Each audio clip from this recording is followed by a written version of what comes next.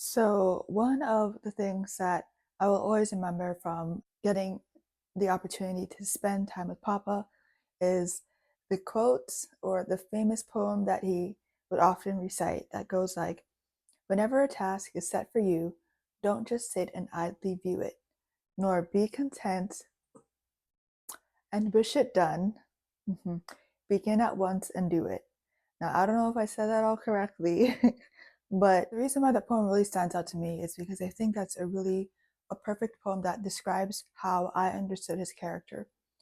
And two words that I would use to summarize that is that one, he was a visionary, and that when he had an idea for something, he would be innovative about it, and he would execute it, whether that was to lay out a building for a home or help build houses like he did, or if it could have even been for like when he did music as well, getting the group together for him and the Warriors to come together and sing. But that takes vision, and not just vision, but action. The second word that I would use to describe Papa is resilient.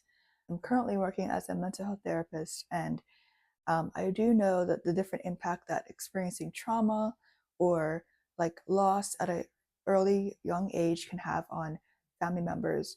I don't know everything that Papa and his siblings went through in terms of like traumatic experiences, but I do know that they did experience loss at a young age that I'm sure had an impact on their lives more than many people might even know. Either way, they were able to bounce back, and they were able to, persevere through. That could have been for many reasons, but one reason when I think of Papa in particular, that I think he was able to be so resilient in those areas is because number one, he had God as his foundation, and he would have so much faith in God and pursued the knowledge of God. Another reason that I think is because he had music. Now, to this day, I will argue with my brother. We got into an argument. Me and my brother got into an argument over the Christmas break about how I believe that Papa's voice is as equally good as Andrea Bocelli's voice, okay? My brother had to explain to me, like, no, Joe, like, you have to understand, like, they're two different categories because there's like opera singing, and that, is a different specialty type of thing. And he was explaining it to me because he recently took a music class. So he was trying to break it down. But I was like, nah, like, I will die on that hill just because I think that his voice was so beautiful. But I really do believe that music was a part of like therapy for him, like music therapy, a way for him to process his emotions and his experiences and his relationship with God.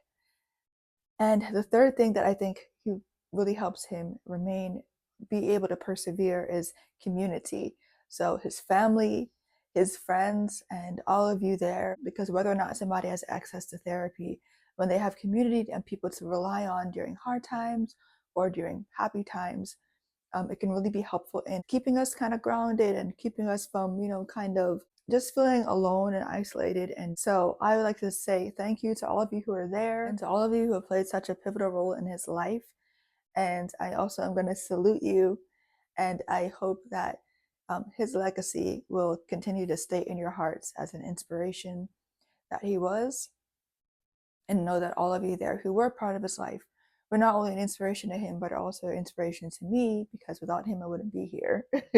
So, yeah, thank you, and I love you all.